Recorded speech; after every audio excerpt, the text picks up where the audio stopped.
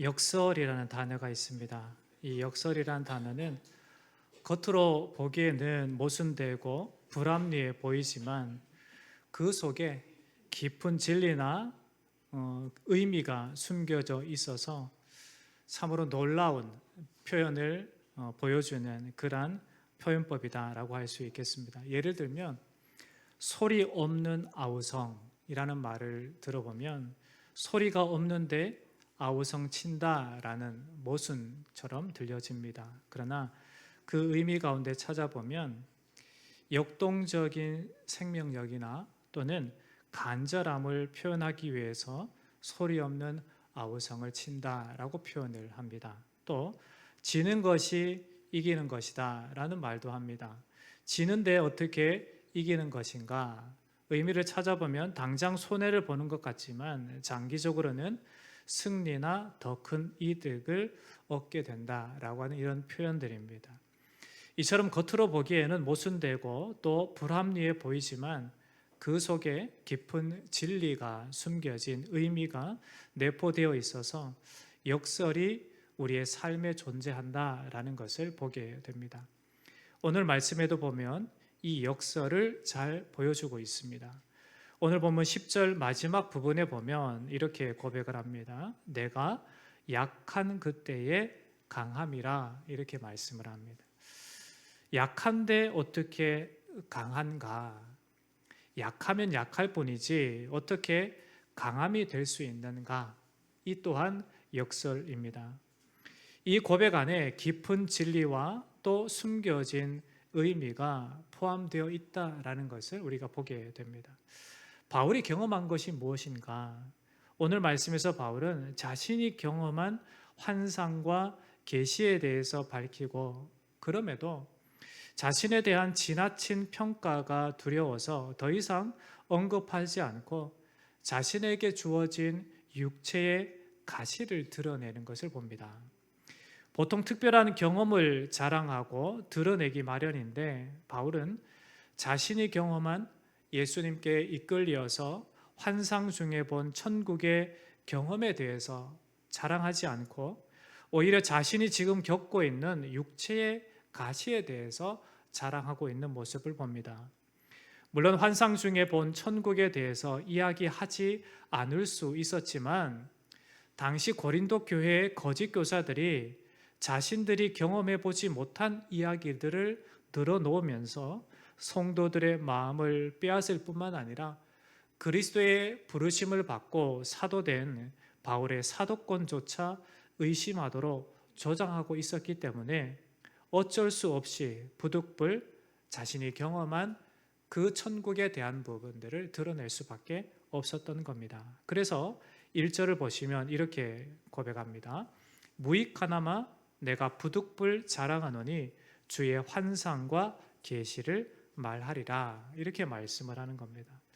바울은 이렇게 자신이 경험한 일들을 이야기하는 것이 옳지 않다라는 것을 인정을 하면서도 부득불 자신을 자랑할 수밖에 없고 부득이하게 불가피하게 드러낼 수밖에 없다라는 것을 이야기합니다.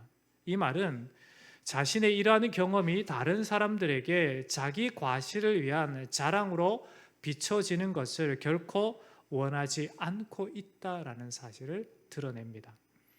과거에도 그렇지만 사람들은 특히 자신이 경험한 일들을 이야기할 때 액면 그대로 이야기하기보다는 뭔가 영웅 심리가 있어서 좀 과장되게 하는 경향이 있습니다. 우리 남성들은 밤새 이야기해도 계속 이야기할 수 있는 내용이 있죠. 그것이 무엇입니까? 여성분들이 더 잘 아시네요. 군대 이야기입니다. 그런데 이야기를 하다 보면 자기가 경험하지 않은 일임에도 그것을 이야기하는 그런 사람들이 있습니다.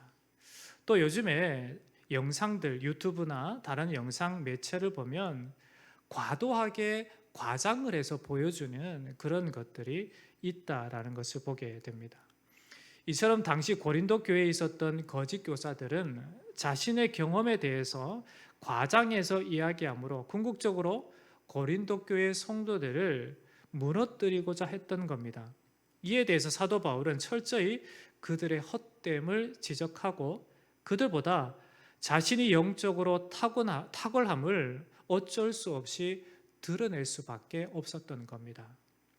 어쩔 수 없는 상황에서 자신이 주의 이끄심 받아 본 천국의 환상을 드러낼 수밖에 없었지만 바울은 여기에 방점을 두고 이야기하는 것이 아니라 자신을 자만하지 않게 하시려고 하는 하나님께서 허락하신 육체의 가시에 방점을 두고 그것을 자랑하고 있다라는 것이 오늘 본문의 말씀입니다. 그러면 사도 바울이 자신의 육체의 가시, 연약함을 자랑하는 이유가 뭘까요? 오늘 말씀을 통해서 세 가지로 살펴볼 수 있게 됩니다. 바울이 자신의 연약함을 자랑하는 것은 바로 교만하지 않게 하시는 하나님의 도구다라는 겁니다. 7절 말씀을 함께 봉독해 보겠습니다. 시작. 여러 계시를 받은 것이 지극히 크므로 너무 자만하지 않게 하시려고 내 육체의 가시 곧 사탄의 사자를 주셨으니 이는 나를 쳐서 너무 자만하지 않게 하려 하심이라. 아멘. 바울은 참으로 자랑할 거리가 많은 사람이었습니다. 출신 배경도 자랑할 수 있고 자신의 학문 배경도 자랑할 수 있는 사람이었습니다. 충분히 자랑할 것이 많은 사람이었습니다. 그런데 빌립보서에 보면 그 모든 것들을 다 배설물로 여긴다라고 이렇게 고백하는 것을 봅니다. 오늘 말씀에도 예수 그리스도께서 바울에게 보게 하신 환상과 계시가 분명하게 있었습니다. 다른 사람은 경험해 보지 못한 예수 그리스도께서 경험하게 하신 환상과 계시가 있었습니다. 그럼에도 사도 바울은 그것을 자랑하지 않는다라는 겁니다. 오히려 사도 바울이 자랑하는 것이 무엇입니까? 육체의 가시 곧 사탄의 사자를 주셨다라는 것을 드러내고 그것을 자랑하고 있습니다. 이 육체의 가시가 정확하게 무엇을 말하는지 성경은 기록하지 않기 때문에 정확하게 알 수 없지만 다양한 신학자들의 유추한 바에 의하면 사도 바울이 가진 육체적인 질고, 질병에 대한 부분들, 그리고 예수님을 만나고 예수님을 닮아가고 예수님의 복음을 전하는 그 과정 가운데 당하는 시험과 어려움들에 대한 부분도 말할 수 있게 됩니다. 어떠한 육체의 가시를 가졌든지 바울에게는 그것이 매우 힘겹고 그리고 고통스러운 것임에 틀림이 없었습니다. 8절에 보시면 그 육체의 가시가 떠나기를 위해서 몇 번 주님 앞에 간절히 간구합니까? 3번 주님 앞에 간절히 간구하는 것을 봅니다. 이렇게 하나님 앞에 3번 간절히 간구할 정도로 그 육체의 가시로 인해서 해방되기를 간절히 바랬다라는 것을 확인해 보게 됩니다. 하나님의 큰 은혜를 경험하면 만사 오케이 다 잘 될 거다라고 생각을 하고 원하는 대로 돼야 되지 않는가라고 이렇게 질문을 할 수 있을 겁니다. 그런데 바울은 그 신비 체험을 한 후에 육체의 가시 곧 사탄의 사자를 주셨다라고 그것을 고백하고 그것을 드러내고자 합니다. 그런데 그것을 주신 이유가 뭐라고 말합니까? 너무 자만하지 않게 하려 하심이다 라고 말씀을 합니다. 이 육체의 가시는 바울이 자칫 교만해지는 것을 방지하기 위한 효과적인 하나님의 방지책이었다, 방비책이었다라고 볼 수 있게 됩니다. 그러면 우리는 어떠한 육체의 가시를 가지고 살아가고 있습니까? 우리는 어떠한 연약함이 있습니까? 그것이 우리를 좌절하게 하고 낙심하게 하고자 하는 것이 아니라 그것으로 인하여 오히려 우리로 자만하지 않고 하나님 앞에 겸손하게 하는 것이다 라는 하나님의 겸손케 하는 방비책이다 라는 것을 여러분 기억하시기 바랍니다. 그래서 그러한 때일수록 더욱 주님을 의지하고 그리고 더 주님을 바라보는 믿음의 자리로 여러분이 힘써 나아가시기를 주의 이름으로 축원합니다. 두 번째로 바울의 연약함은 무엇을 말하는가? 하나님의 일하심을 보고 하나님의 능력을 경험하도록 하는 것이다 라고 말씀해 줍니다. 9절 말씀을 함께 봉독하겠습니다. 시작. 나에게 이르시기를 내 은혜가 내게 족하도다. 이는 내 능력이 약한 데서 온전하여 짐이라 하신지라. 그러므로 도리어 크게 기뻐함으로 나의 여러 약한 것들에 대하여 자랑하리니 이는 그리스도의 능력이 내게 머물게 하려 함이라. 아멘. 바울의 기도에 주님의 응답은 바울이 간절히 간구하는 그 기도의 제목대로의 응답이 아니라 내 능력이 약한 데서 온전하여 짐이라 라고 이렇게 응답을 해 주십니다. 바울은 자신이 비록 육체의 가시를 가졌지만 이것으로 인해서 자신을 망하게 하는 것이 아니라 오히려 육체의 가시로 인해서 더욱 온전해진다라고 고백을 하고 있습니다. 왜냐하면 그리스도 예수의 능력이 머물게 하는 그러한 원인이 되기 때문에 그렇습니다. 주께서 바울의 능력이 어디에서 온전하여진다라고 말씀을 합니까? 약한 데서 온전해진다라고 말씀을 합니다. 이 말은 인간의 능력이 강한 데서 하나님의 능력이 나타날 수가 없고 그리스도의 능력은 인간의 약한 데서 완전하게 된다라고 이렇게 말씀을 하고 있습니다. 주님은 우리의 연약함 안에서 주님의 능력이 완전해 가는 것임을 말씀해 주고 있습니다. 바울은 이러한 은혜를 알고 오히려 기뻐하고 자신의 약함을 드러내놓고 자랑하는 사람이 되었습니다. 이렇게 하는 이유가 그리스도의 능력이 자신에게 머물러 있도록 하기 위함이다라고 말씀을 하고 있습니다. 어린아이가 자기 능력으로 자기 스스로 걷고 또 자기 행동대로 원하는 대로 하고자 합니다. 그런데 어느 순간 자기 능력 밖의 상황을 맞닥뜨리게 됩니다. 그럴 때 아이들의 표정과 행동이 어떻게 바뀝니까? 자신감은 다 사라집니다. 그리고 두 손을 들죠. 그리고 누구를 향해 시선을 둡니까? 부모를 향해 시선을 둡니다. 그리고 어떻게 외칩니까? 응예. 이렇게 외칩니다. 그렇게 하는 이유가 무엇입니까? 나를 도와주십시오 라고 하는 부르짖음입니다. 그때 그 아이가 이제 그 이후에 경험하게 되는 것이 무엇입니까? 부모의 다가옴이고 부모의 손길을 경험하게 된다라는 겁니다. 이처럼 우리 인생의 부족함과 연약함을 경험하고 느낄 때 그때가 우리 주님의 능력을, 우리 주님의 은혜를 경험하는 시간이고 그때가 그리스도의 능력을 드러낼 수 있는 때임을 기억할 수 있어야만 합니다. 오직 주의 은혜가 덮여질 때 우리는 하나님의 능력을 체험할 수 있고 나타낼 수가 있습니다. 인간의 연약함이 하나님의 능력이 나타날 수 있는 절호의 기회다라는 것을 여러분 꼭 기억하시기 바랍니다. 사람은 원치 않는 일에 대해서, 좋지 않은 일에 대해서 원망하고 또 좌절하고 또 낙심하게 됩니다. 그러나 하나님께서는 그것을 통해서 역사하십니다. 그것을 통해서 은혜가 족하도록 우리에게 역사하시는 분이십니다. 우리는 이러한 하나님의 일하심을 분명히 알고 믿음으로 살아가야만 합니다. 우리가 어떠한 상황과 환경 가운데 있다 해도, 우리가 어떠한 부족함과 연약함을 가졌다 해도 중요한 것은 우리가 주님의 보호하심과 주님의 응답하심의 은혜 가운데 있다라는 사실입니다. 성도는 바로 그러한 은혜 가운데 살아가는 사람입니다.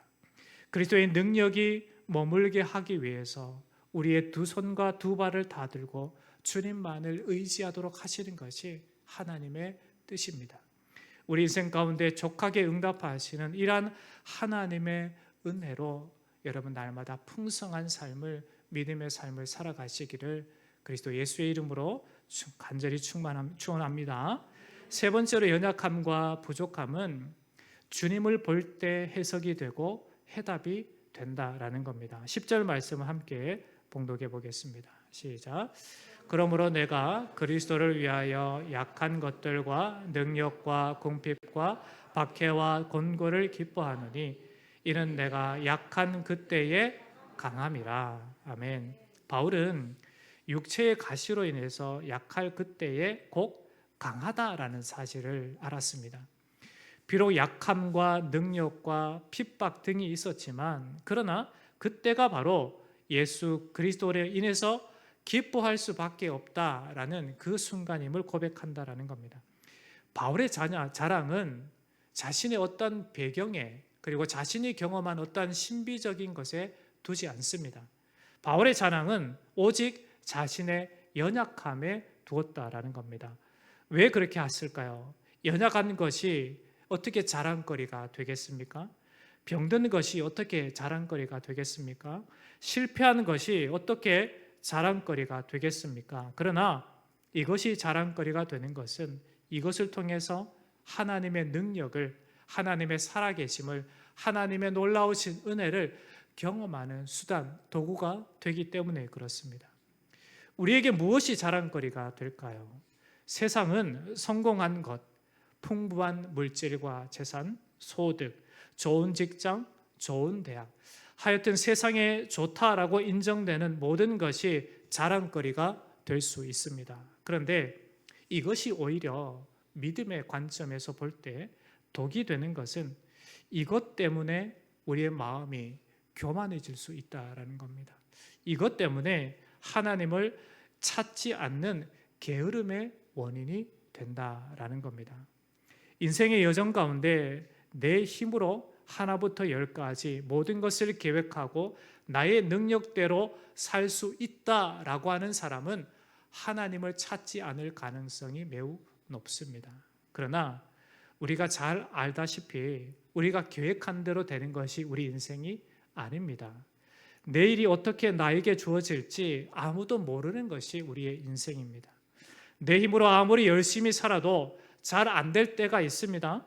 아무리 건강을 자신하고 그렇게 지키며 살아도 어느 순간에 병이 들 때가 있다라는 겁니다. 그러면 연약함이 실패고 연약함이 좌절이고 연약함이 낙심의 조건입니까? 성도에게는 그렇지 않습니다. 그것이 오히려 우리를 살리는 것이 됩니다. 왜일까요? 하나님의 능력을, 하나님의 역사하심을, 하나님의 은혜를 경험하는 그런 도구가 되기 때문에 그렇습니다. 하나님의 우리 향하신 사랑은 아무도 그냥 버려두지 않는 놀라우신 손길로 붙잡으시고 인도하시는 그러한 사랑입니다. 세상의 그 어떤 것도 끊을 수 없는 관계가 하나님과 우리와의 관계라고 하나님의 말씀은 분명하게 우리에게 말씀해 주고 있습니다. 그래서 우리는 어떠한 상황과 환경 속에서도 주님을 볼 때 그제서야 해석이 되고 이해가 되는 겁니다. 그러게 여러분의 삶의 모든 문제 앞에 그것 때문에 낙심하거나 좌절하는 것이 아니라 뒤로 물러나는 것이 아니라 오히려 주님을 바라보시기 바랍니다. 그럴 때 주님께서 왜 나에게 이러한 시련을 주십니까?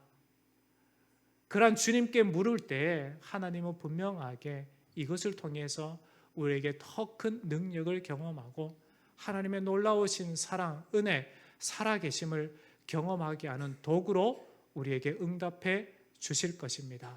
하나님을 바라볼 때 우리 인생은 해석이 됩니다. 그러한 은혜를 여러분 경험하시기 바랍니다. 존 칼빈은 기독교 강요에서 이렇게 이야기합니다. 하나님의 은혜에 몸을 맡겼을 때 그들은 하나님의 능력의 임재를 체험하며 이 힘에서 넉넉하고도 오히려 남음이 있는 보호를 받는다. 여러분 다시 한번 읽어볼까요? 화면에 있으니까. 그래서 잘 준비해 주신 인재쌤이 있으니 위해서 우리 한번 크게 한번 읽어보겠습니다. 시작.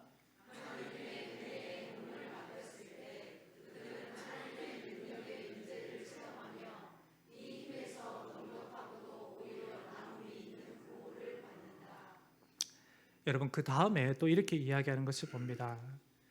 이것은 화면에 준비 안 되어 있으면 잘 들으셔야만 합니다. 자기의 무능을 느끼면 자기를 믿지 않게 될 것이요 자기를 믿지 않으면 그 대신 하나님을 믿게 될 것이요, 하나님을 진심으로 믿고 안심하면 그의 도움을 의지하면서 끝까지 버티어 굴하지 않을 것이요, 하나님의 은혜를 믿고 버티면 하나님의 약속이 신실함을 이해하게 될 것이요, 하나님의 약속을 무조건 확신하면 그만큼 소망이 더욱 견고하게 될 것이다. 이렇게 설명하고 이해해 주고 있습니다. 여러분, 우리의 믿음이 이러해야 될 줄 믿습니다. 여러분의 믿음이 견고한 믿음으로, 흔들림 없는 믿음으로 그리스도 예수께 집중하고 그분으로부터 해석이 되는 그러한 인생이 다 되시기를 주의 이름으로 축원합니다. 말씀을 맺겠습니다. 우리 인생에 있어서 만족하고 부족함이 없을 때 우리는 교만하기 쉽습니다. 주님은 이러한 우리를 어떻게 이끌어 가실까요? 답은 분명합니다. 부족함을, 연약함을 주셔서 우리로 주님을 찾게 할 것이고 주님을 날마다 의지하며 살아가게 하실 겁니다. 주님만 의지하고 주님만 내 인생의 해답인 줄 아시고 어떠하든지 믿음으로 여러분 살아가시기를 주의 이름으로 축원합니다. 내 힘으로 사는 것이 인생이 아니라 하나님의 은혜로 사는 것이 우리 인생임을 기억하십시오. 우리가 세상을 바라보면 답이 없습니다. 그러나 주님을 바라볼 때 우리의 인생의 해답이 보여진다라는 겁니다. 그러기에 우리 인생의 정답은, 해답은 오직 예수 그리스도입니다. 그분만을 바라보고 그분만 의지하며 놀라우신 은혜를 날마다 경험하는 복된 인생들이 다 되시기를 주의 이름으로 축원합니다. 오늘 찬양이 하나가 있는데요, 주가 일하시네라는 찬양이 있습니다. 이 찬양을 함께 부르고 기도의 자리로 갔으면 좋겠습니다.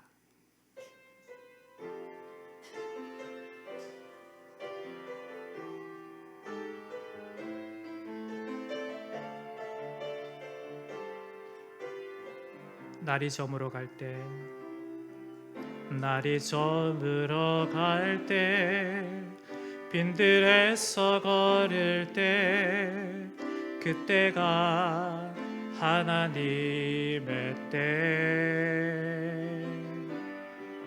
내 힘으로 안 될 때, 빈손으로 걸을 때, 내가 고백해 여호와 이래. 다시 한번 고백합시다. 날이 저물어 갈 때, 날이 저물어 갈 때, 빈들에서 걸을 때, 그때가 하나님의 때. 내 힘으로 안 될 때, 빈손으로 걸을 때, 내가 고백해 여호와 이래. 주가 일하시네, 주가 일하시네, 주가 일하시네. 주께 아끼지 않는 자에게 주가 일하시네, 주가 일하시네. 신뢰하며 걷는 자에게 주가 일하시네, 주가 일하시네, 주가 일하시네. 주께 아끼지 않는 자에게 주가 일하시네, 주가 일하시네. 신뢰하며 걷는 자. 마지막으로 주가 일하시네, 주가 일하시네, 주가 일하시네. 주께 아끼지 않는 자에게 주가 일하시네, 주가 일하시네. 신뢰하며 걷는 자에게. 아멘. 하나님 하나님은 우리와 늘 함께 하시는 하나님이십니다.